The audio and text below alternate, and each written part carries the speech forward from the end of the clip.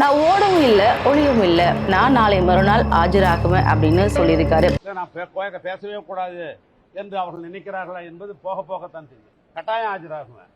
நானே சொல்லியிருக்கிறேன், நான் 12ஆம் தேதிக்கு மேலே எந்த தேதி கொடுத்தாலும் நான் முழு ஒத்துழைப்பு தரேன்னு நான் சொன்னேன். ஆனால் நான் முழு ஒத்துழைப்பு தருவேன். நீதி என் பக்கத்தில் இருக்குது. நான் கட்டாயம் நீதிக்கு தலை வணங்குவேன்.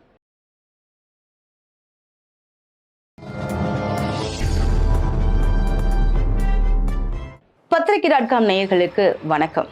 நான் ஓடவும் இல்லை ஒளியும் இல்லை, நாளைக்கு மறுநாள் தில்லா கெத்தா நான் உங்க முன்னாடி ஆஜராகிடுவேன் அப்படின்னு சொல்லிட்டு திமுகவோட முன்னாள் அமைச்சர் ஏவா வேலு சொல்லியிருக்காரு. இதில் என்ன விஷயம் அப்படின்னா, அவர் கரூர்ல சாலையே போடாம கிட்டத்தட்ட 3 கோடி ரூபாய் வரைக்கும் மோசடியில் ஈடுபட்டதாக இவர் மீது வழக்கு தொடுக்கப்பட்டிருக்கு. இந்த வழக்கின் விசாரணைக்கு இவரை கூப்பிடும்போது இவர் தன்னுடைய மருத்துவம் உடல் செக்கப்காக நான் சிங்கப்பூர் போறேன் அப்படின்னு அவங்க போயிருக்காரு.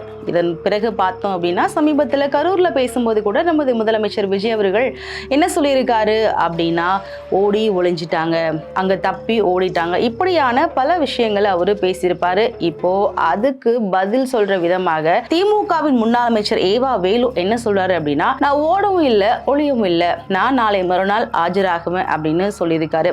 பேசவே கூடாது என்று அவர்கள் நினைக்கிறார்களா என்பது போக போகத்தான் கட்டாயம் ஆஜராகுவேன். நானே சொல்லியிருக்கிறேன், நான் 12ஆம் தேதிக்கு மேலே எந்த தேதி கொடுத்தாலும் நான் முழு ஒத்துழைப்பு தரேன்னு நான் சொன்னேன். ஆனால் நான் முழு ஒத்துழைப்பு தருவேன். நீதி என் பக்கத்தில் இருக்குது. நான் கட்டாயம் நீதிக்கு தலை வணங்குவேன். இப்போ இவர் மீது இருக்கிற இந்த குற்றச்சாட்டுக்கு அவர் என்ன விளக்கத்தை கொடுக்க போறாரு அப்படிங்கிறத நம்ம விசாரணையில் தான் நம்மளுக்கு தெரிய வரும்.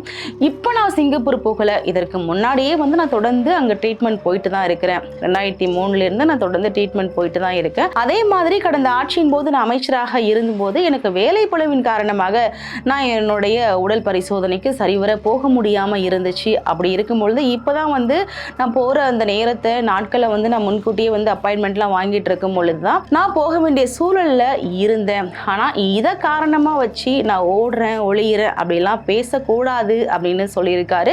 இப்போ நாளை மறுநாள் ஆஜராவேன் அப்படின்னு சொல்லியிருக்காரு. இதுல அவர் என்னென்ன விளக்கத்தை கொடுக்க போறாரு அப்படிங்கிறத விசாரணைக்கு பிறகு பார்க்கலாம். அது வரைக்கும் நம்ம பொறுத்திருப்போம். இந்த வீடியோ உங்களுக்கு பிடிச்சிருந்தா பத்திரிகை.com சேனலை லைக் பண்ணுங்க, ஷேர் பண்ணுங்க, கமெண்ட் பண்ணுங்க, மறக்காம சப்ஸ்கிரைப் பண்ணுங்க.